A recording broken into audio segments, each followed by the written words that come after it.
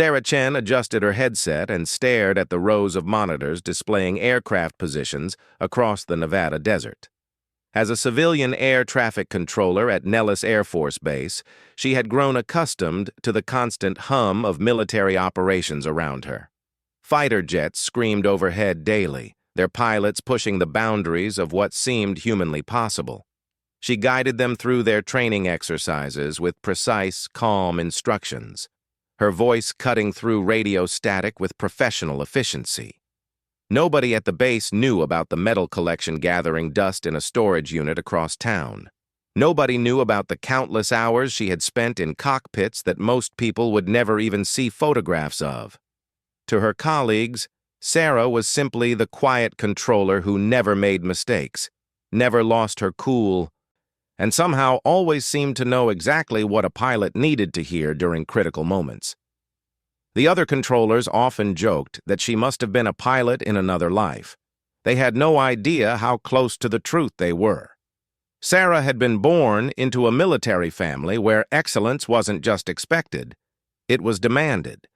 Her father, Colonel Robert Chen, had been a decorated fighter pilot who flew missions over Iraq during the Gulf War.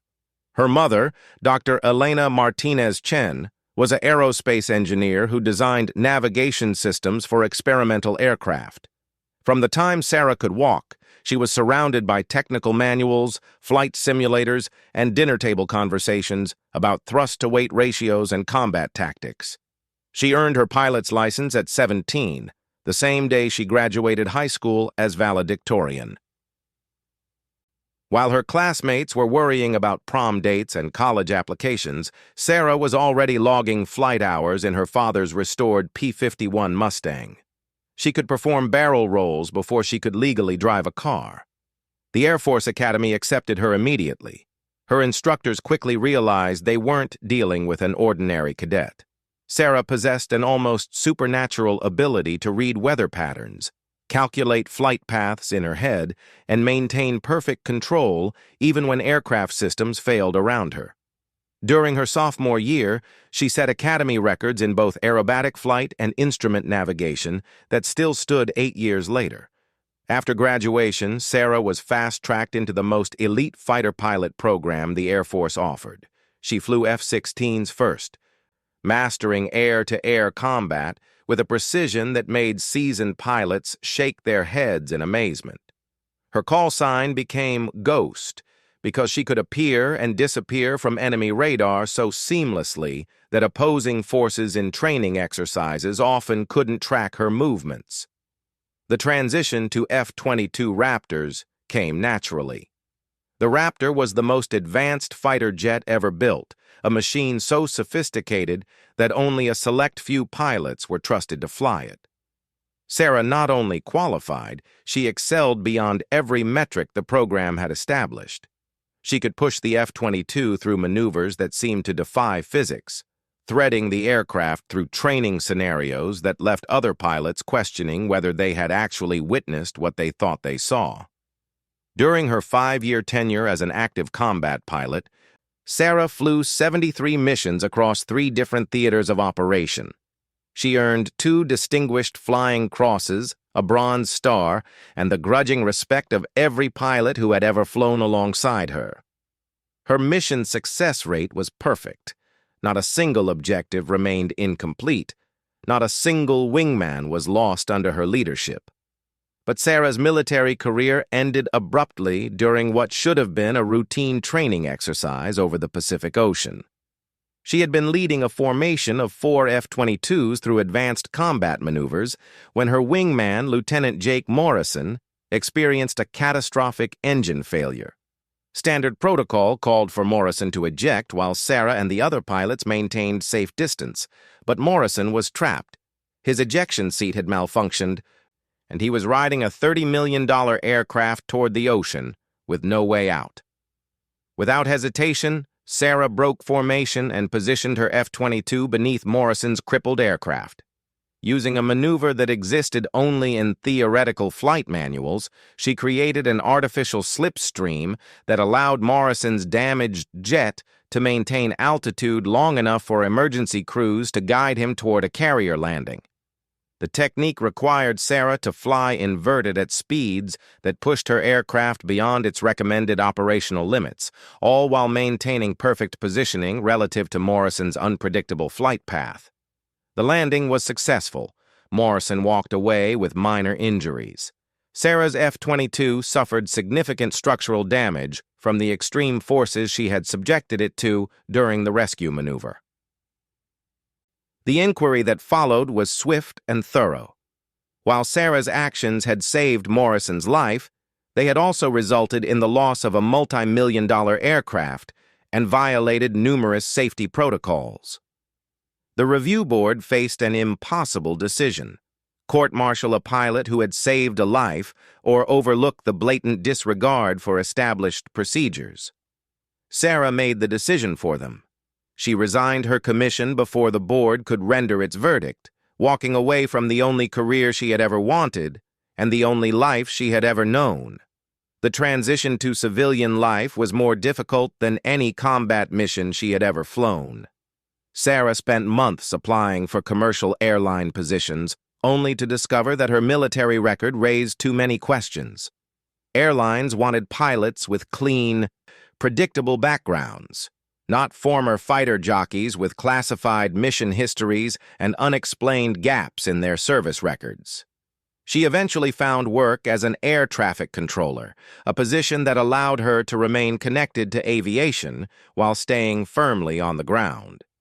The job paid well enough to support a modest apartment and her mother's medical expenses following a stroke that had left the brilliant engineer requiring full-time care. For 3 years, Sarah had maintained the illusion of being just another civilian employee. She arrived at work punctually, performed her duties competently, and went home to her empty apartment each evening. She had built a life that was safe, predictable, and completely devoid of the adrenaline that had once defined her existence. Her colleagues knew her as dependable but distant. Sarah participated in mandatory social events but never lingered afterward. She answered direct questions about her background with carefully prepared responses that revealed nothing meaningful. When pressed about her unusual familiarity with military procedures, she would simply explain that she had grown up around the Air Force and picked up knowledge through osmosis. The truth was more complicated. Sarah had never stopped being a pilot. She had simply stopped flying. Her apartment contained flight simulators disguised as computer games, aerospace journals hidden beneath cooking magazines, and detailed technical manuals for aircraft she was no longer authorized to operate. She maintained her civilian pilot's license through weekend flights in rented Cessnas, but the small aircraft felt like toys compared to the machines she had once commanded.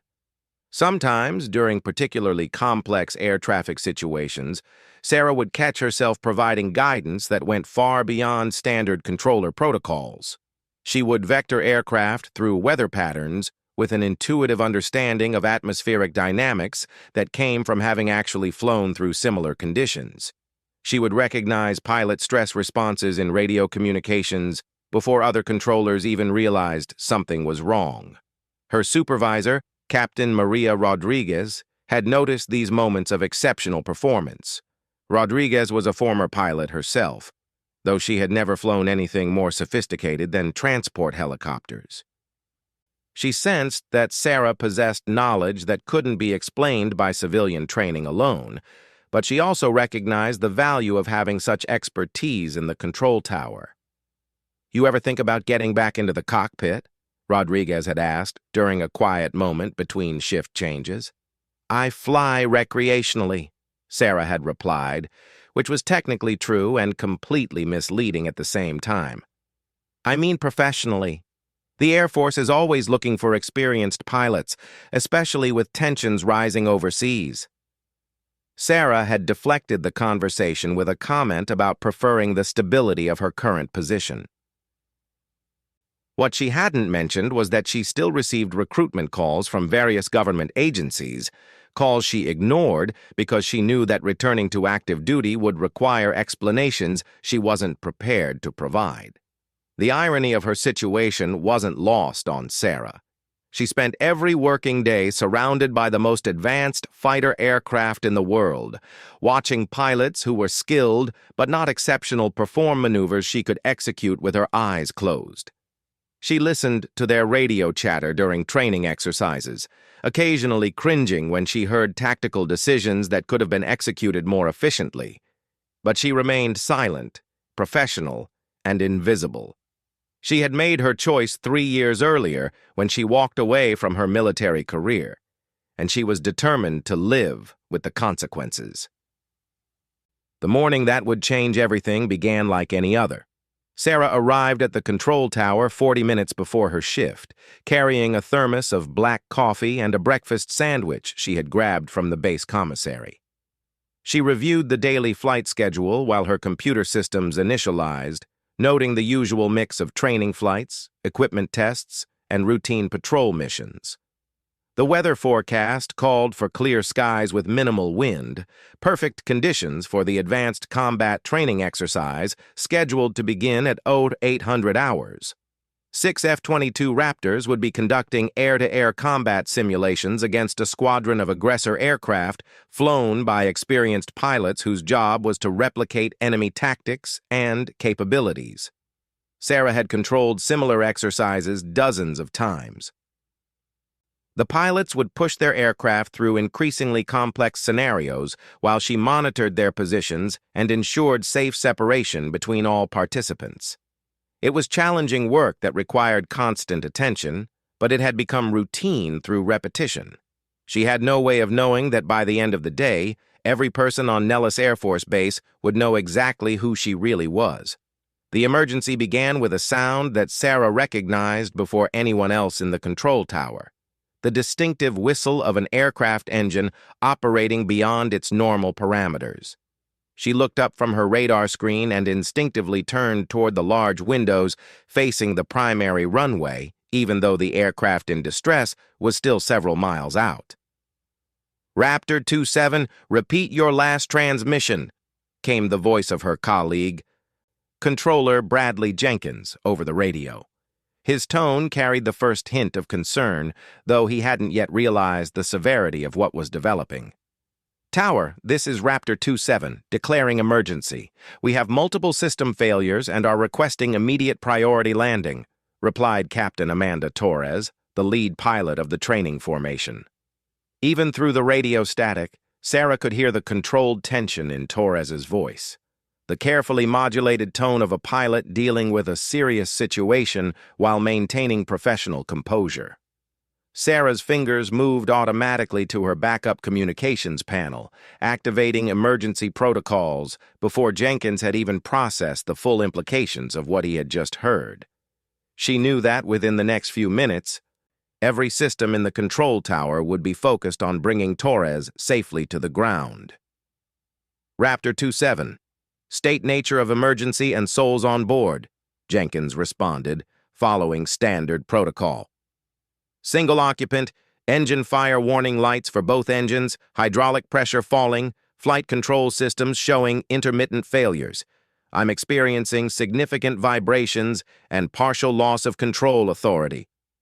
Torres's report was precise and professional, but Sarah could read between the lines. An F-22 with engine problems was manageable. An F-22 with engine problems and flight control failures was a catastrophe waiting to happen.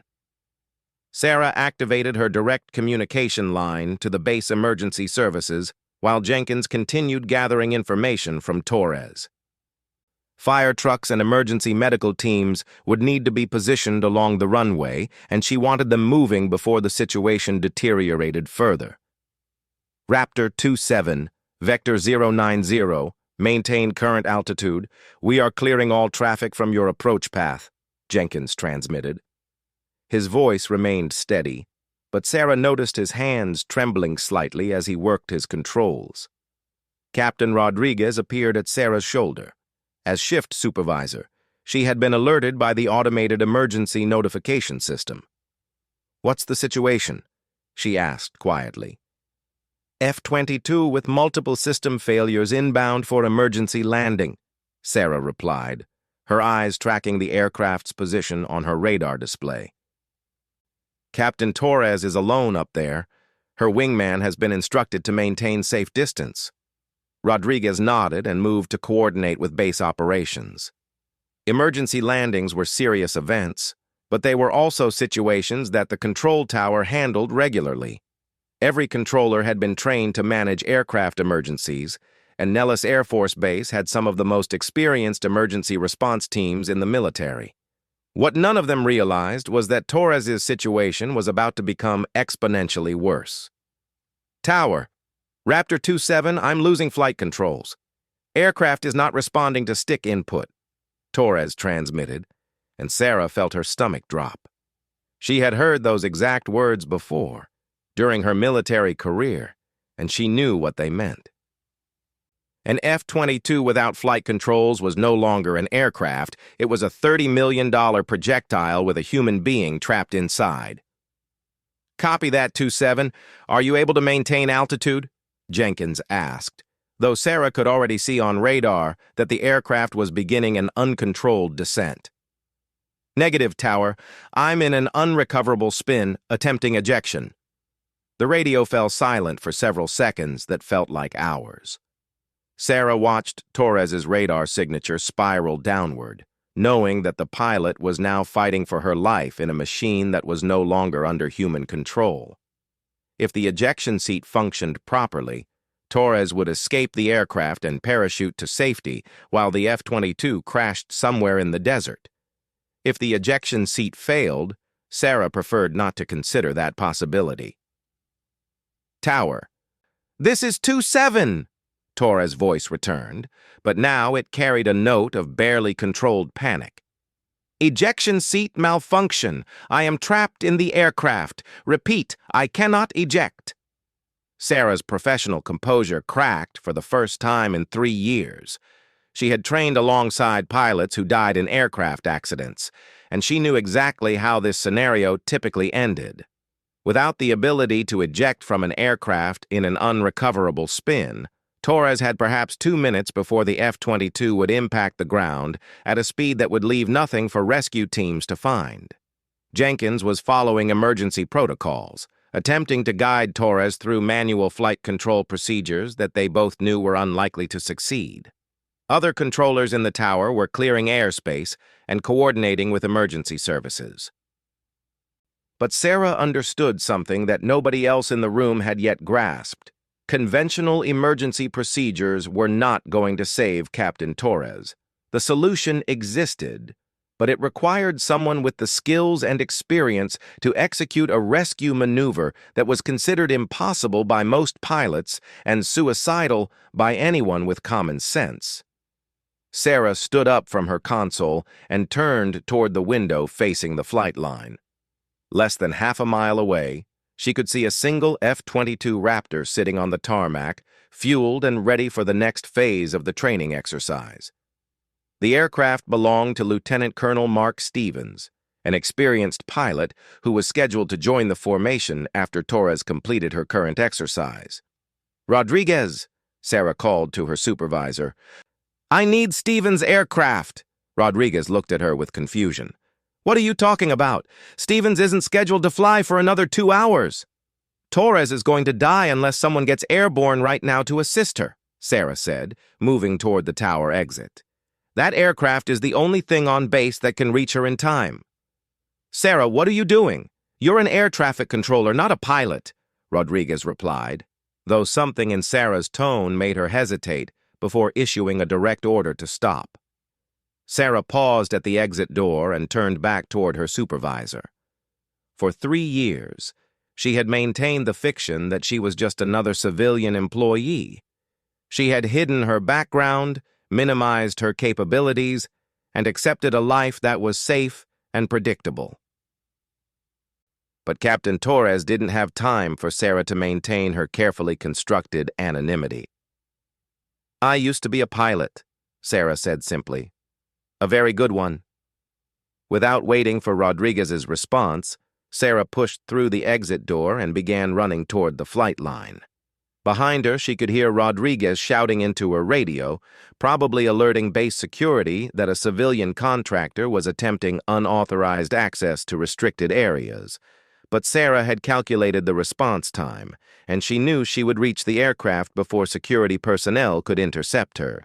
The F-22 sat gleaming in the Nevada sunshine, its angular surfaces reflecting light in patterns that had once been as familiar to Sarah as her own reflection. She had forgotten how beautiful the aircraft looked from ground level, deadly and elegant at the same time, like a work of art designed by engineers who understood both aesthetics and lethality. Sarah reached the aircraft and began her pre-flight inspection while running, checking control surfaces, intake covers, and external systems with practiced efficiency. Lieutenant Colonel Stevens appeared from the hangar, drawn by the commotion of base security vehicles converging on the flight line. "What the hell do you think you're doing?" Stevens demanded, positioning himself between Sarah and the aircraft ladder. "Captain Torres is going to die in approximately 90 seconds unless someone gets airborne to assist her," Sarah replied, continuing her visual inspection. "You can either get out of my way, or you can get in the back seat and help me save her life." Stevens stared at her as if she had spoken in a foreign language. "You're a controller. You don't fly F-22s. "I used to fly F-22s, Sarah corrected, pulling on the flight suit and helmet that Stevens had left near the aircraft. "Right now, I'm the only person on this base who can reach Torres in time to help her."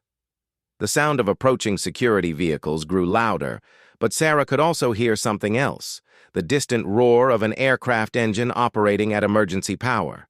Torres was still fighting for her life, using whatever control authority remained to slow her descent, but physics would ultimately win that battle. Stevens looked toward the approaching security team, then back at Sarah, then up at the sky where Torres was hidden somewhere above the desert haze. His military training told him to follow protocol and prevent unauthorized access to classified aircraft. His pilot's instincts told him that Sarah was right about the time constraints involved. "If you're lying about being able to fly this aircraft, we're both going to die," he said, stepping aside to allow Sarah access to the ladder. "If I'm lying about being able to fly this aircraft, Torres is definitely going to die," Sarah replied, climbing toward the cockpit with movements that became more natural with each step. She settled into the pilot's seat, and her hands began moving across the control panel with muscle memory that 3 years of civilian life hadn't diminished. Engine startup procedures, navigation system activation, weapons safety protocols. Every switch and button was exactly where her fingers expected to find it. The F-22 cockpit felt like returning to a childhood home after years of absence. Stevens climbed into the back seat just as the first security vehicle reached the aircraft. Through the canopy, Sarah could see uniformed personnel shouting instructions that she couldn't hear over the engine noise. Base protocol required authorization from multiple levels of command before any aircraft could take off, especially under emergency conditions. Sarah ignored them and continued her startup sequence. Torres had been in an uncontrolled spin for nearly 3 minutes now, and every second of delay reduced the chances of a successful rescue. She activated her radio and selected the emergency frequency that would allow her to communicate directly with Torres. "Raptor 27, this is emergency assistance aircraft. Do you copy?" Sarah transmitted while advancing the throttles and beginning her taxi toward the active runway. "Copy, emergency aircraft, but I don't know what you expect to be able to do for me up here," Torres replied. Her voice was becoming strained as the G-forces from the uncontrolled spin began to affect her physical condition. 27, what is your current altitude and rate of descent?" Sarah asked, ignoring the increasingly frantic radio calls from the control tower demanding that she return to the parking area immediately. "Passing through 8,000 feet, descent rate approximately 2,000 feet per minute and increasing," Torres responded. Sarah performed rapid mental calculations as she positioned her aircraft at the end of the runway. Torres had perhaps 2 minutes of altitude remaining before impact. Even if Sarah achieved takeoff immediately, she would need to climb to intercept altitude, locate Torres visually, and execute a rescue maneuver that she had performed only once before, under less critical circumstances and with far more preparation time. The runway ahead of her was clear, but she could see emergency vehicles racing to block her path. Air traffic control was denying takeoff clearance and ordering her to shut down engines immediately. Base security was demanding that she exit the aircraft and surrender herself for questioning. Sarah advanced the throttles to full power and began her takeoff roll. The F-22 accelerated with the violent elegance she remembered, pressing her back into the seat as 35,000 pounds of thrust drove the aircraft forward. She rotated at precisely the correct airspeed and began climbing at maximum rate, leaving behind a flight line full of very confused and increasingly angry military personnel. "Emergency aircraft, you are operating without authorization and are ordered to return to base immediately," came the stern voice of Colonel James Mitchell, the base commander, over the radio. "Colonel, this is Major Sarah Chen, and Captain Torres is going to be dead in 90 seconds if I don't reach her position," Sarah replied, using her former rank and real name for the first time in 3 years. The radio fell silent. Sarah had just identified herself to the base commander, using a name that appeared on classified personnel records as a former F-22 pilot with an exemplary service record and an unexplained resignation under investigation. She had also claimed to be executing an unauthorized rescue mission using stolen aircraft, a situation that had no precedent in military protocol. Sarah pushed the F-22 through a vertical climb that would have impressed even the most experienced test pilots. The aircraft responded to her inputs with the precision of a surgical instrument, every control movement translating into exactly the flight path she intended. At 15,000 feet, she rolled into a search pattern while scanning the sky for any sign of Torres' aircraft. 27, what is your position relative to the base?" Sarah transmitted, trying to cut through the radio chatter from multiple aircraft and ground stations attempting to track both pilots. "Approximately 12 miles northeast, passing through 6,000 feet, Torres replied, her voice becoming increasingly strained. "I can see the ground getting very large very quickly." Sarah banked sharply toward the northeast while simultaneously studying her radar display and scanning the horizon with her eyes. The F-22's advanced sensors could track multiple targets simultaneously, but locating a single aircraft in an uncontrolled spin required visual acquisition. She needed to see Torres's aircraft with her own eyes to have any chance of executing the rescue maneuver successfully. There, a glint of reflected sunlight approximately 4 miles ahead and slightly below her current position. Sarah pushed the throttles forward and dove toward the contact, adjusting her approach angle to intercept Torres's flight path. As she closed the distance, she could see the distinctive outline of an F-22 spinning wildly around its vertical axis while falling toward the desert floor like a mechanical leaf. 27, I have you in sight, Sarah announced. I am positioning for rescue maneuver. This is going to require precise coordination between us. What kind of rescue maneuver? Torres asked, though Sarah could hear the desperation underlying her professional tone. Any option was preferable to riding the aircraft into the ground. Sarah positioned her F-22 approximately 50 feet above Torres's aircraft, matching the speed and direction of the uncontrolled descent. The spinning motion made precise formation flying nearly impossible, but Sarah had performed similar maneuvers during her combat career. She knew that the key was to focus on the aircraft's center of mass rather than trying to track the rotation of individual components. 27, I need you to attempt to counter the spin using your rudder pedals, Sarah instructed. Don't worry about stopping the rotation completely.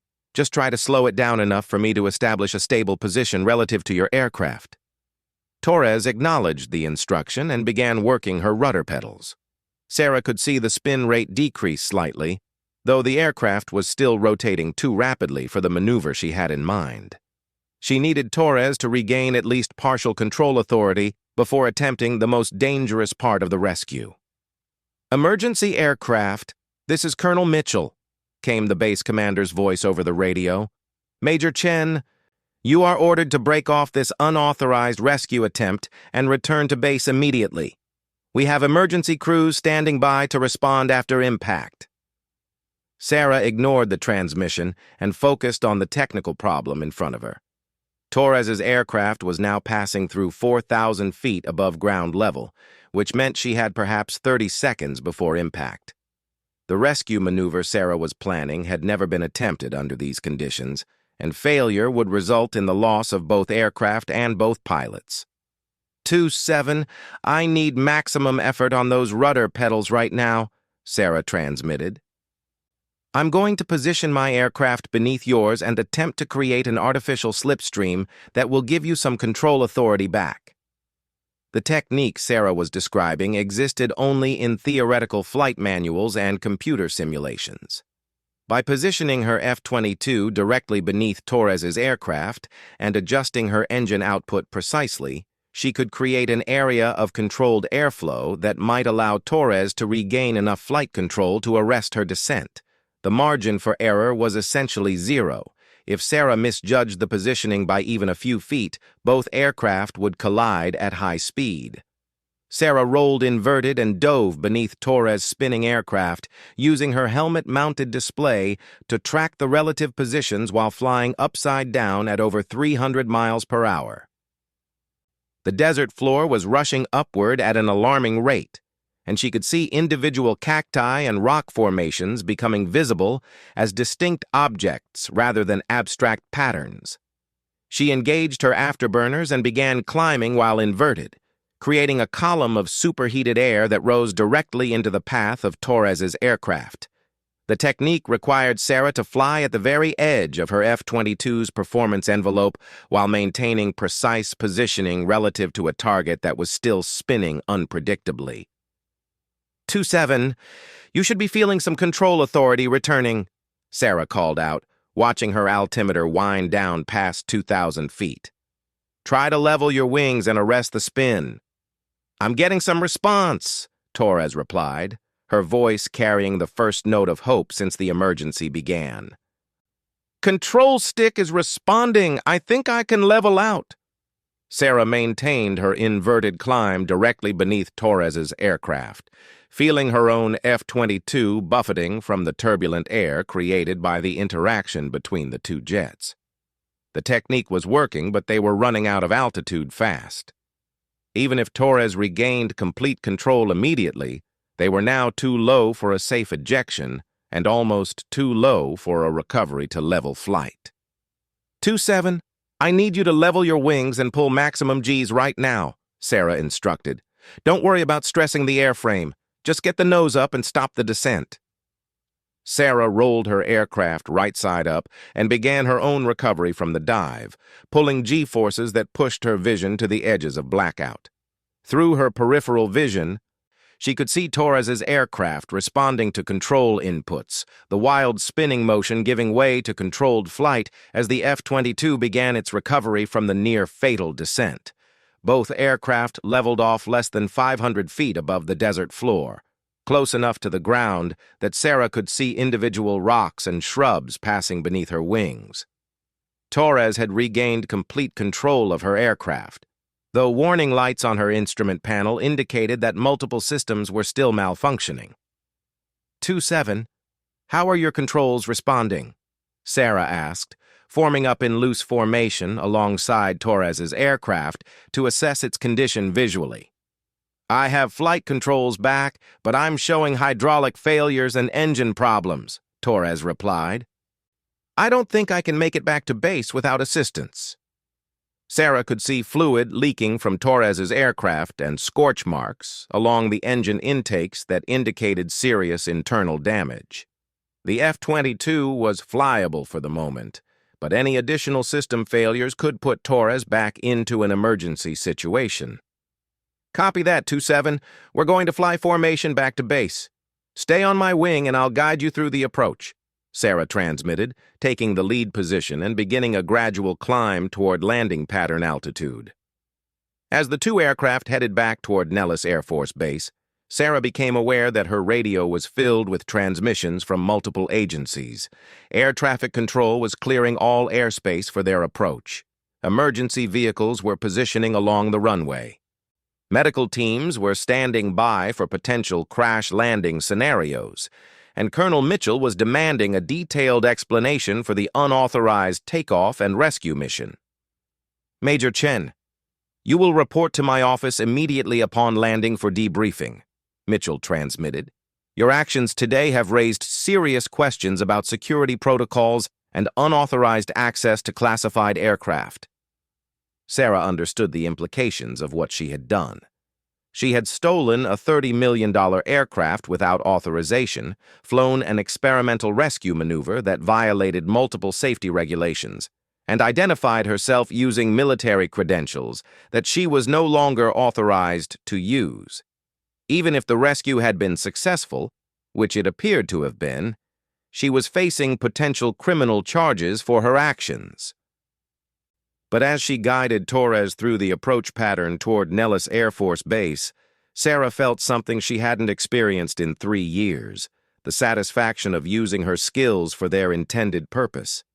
She had trained for over a decade to be a fighter pilot, and for the first time since her resignation, she had been able to apply that training to save someone's life. The landing was routine, though Torres's damaged aircraft required a longer rollout due to partial brake failure.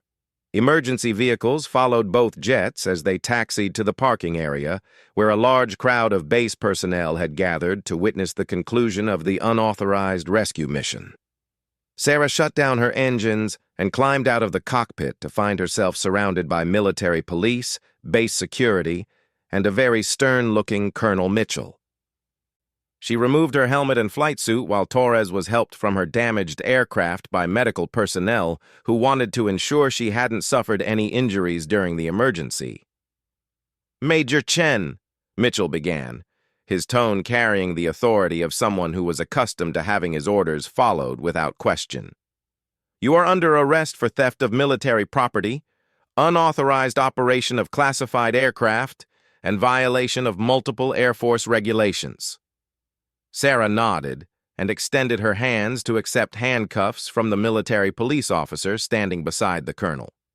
She had expected this outcome when she made the decision to take the aircraft, and she was prepared to accept the consequences of her actions. "Colonel," Torres called out as she approached the group, having refused medical evaluation beyond a basic examination. "With respect, Major Chen saved my life. Without her intervention, I would be dead right now, and the Air Force would have lost both a pilot and an aircraft." Mitchell studied both women for several moments before responding. "Captain Torres, I understand your gratitude, but Major Chen violated numerous regulations and protocols. The fact that her actions had a positive outcome doesn't excuse the unauthorized use of military property." "Sir," Torres continued, "I've been flying F-22s for 4 years, and I've never seen anyone demonstrate the kind of skill that Major Chen showed today. That rescue maneuver she performed doesn't exist in any manual I've ever read. She invented it on the spot and executed it perfectly under impossible conditions." Sarah remained silent while Torres spoke on her behalf, but she could see other pilots and ground crew members nodding in agreement. Word of the rescue had spread quickly throughout the base, and the reaction seemed to be more admiration than condemnation. Colonel Mitchell gestured for the military police to lower their handcuffs. "Major Chen, you are confined to base, pending a full investigation into today's events. You will report to my office at 0800 tomorrow for formal debriefing. Until then, you are not to leave Nellis Air Force Base without authorization." Sarah acknowledged the order and was escorted to temporary quarters normally reserved for visiting officers. As she walked across the base, she passed groups of personnel who stopped their conversations to stare at her. Some appeared curious, others seemed impressed, and a few looked openly skeptical that a civilian air traffic controller had successfully flown a combat rescue mission in an F-22. The investigation that followed lasted 6 weeks and involved interviews with over 30 witnesses, technical analysis of both aircraft, and detailed reconstruction of the emergency timeline. Military prosecutors struggled with the unprecedented nature of Sarah's actions, While she had clearly violated numerous regulations, she had also prevented the loss of a pilot's life and minimized damage to expensive military equipment. The breakthrough came when investigators accessed Sarah's classified personnel file and discovered the details of her previous military service. Her record as a combat pilot was exemplary, her technical knowledge of F-22 systems was extensive, and her resignation had been voluntary rather than the result of disciplinary action. The rescue maneuver she had performed was consistent with her documented expertise in advanced flight techniques. More importantly, analysis of the emergency timeline revealed that conventional rescue procedures could not have reached Torres in time to prevent a fatal crash. The unauthorized rescue mission had been the only viable option for saving her life. The final hearing was held in Colonel Mitchell's office on a Thursday morning in late autumn.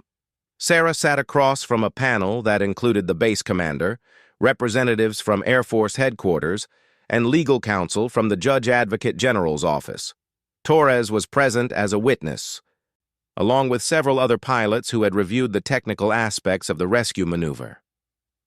Major Chen, Mitchell began, reading from a prepared statement, the investigation has concluded that your actions on the date in question violated multiple Air Force regulations regarding unauthorized use of military aircraft and failure to follow proper chain of command protocols. Sarah nodded, prepared for whatever sentence the panel had determined. However, Mitchell continued, the investigation has also concluded that your actions directly resulted in saving the life of Captain Torres and preventing the loss of military property valued at approximately $60 million. Furthermore, your demonstration of advanced piloting techniques has provided valuable data for future emergency response procedures. The colonel set down his papers and looked directly at Sarah. The Air Force has a problem, Major Chen. We have fewer qualified F-22 pilots than we need, and training new pilots takes several years and millions of dollars. You have demonstrated capabilities that exceed those of most active-duty pilots, and your experience could be valuable in training future generations of fighter pilots. Sarah sensed what was coming but remained silent. The Air Force is prepared to offer you reinstatement to active duty with full restoration of rank and privileges, Mitchell announced. Your previous resignation will be reclassified as a temporary leave of absence, and you will be assigned to the test pilot program here at Nellis Air Force Base. Sarah considered the offer for several moments before responding.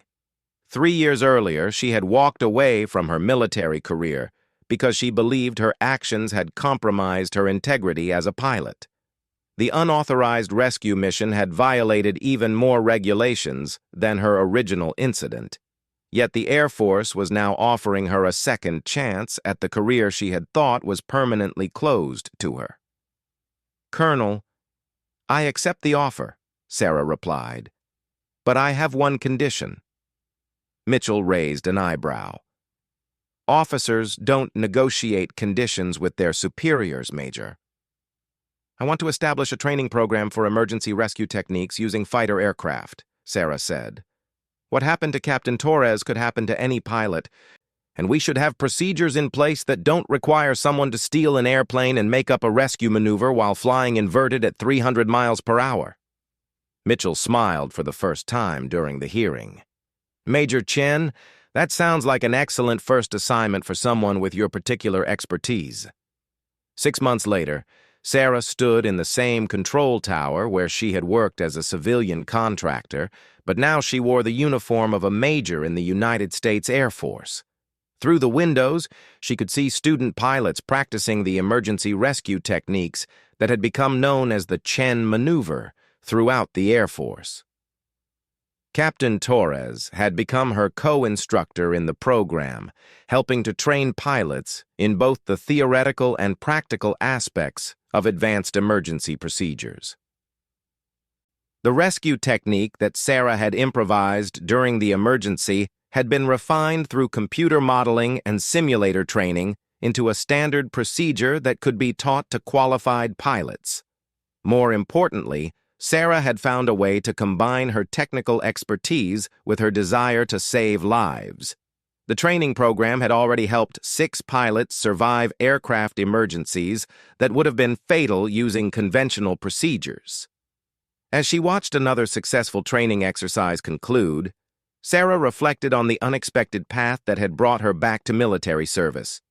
She had spent 3 years convinced that her career as a pilot was over, only to discover that her most important contributions were still ahead of her. Sometimes the most significant moments in a person's life came disguised as emergencies that required split-second decisions and the courage to act without permission. Her colleagues at the base no longer saw her as the quiet air traffic controller who never talked about her background. They knew exactly who she was: Major Sarah Chen, test pilot, instructor, and the woman who had proved that sometimes the most important rules were the ones that needed to be broken.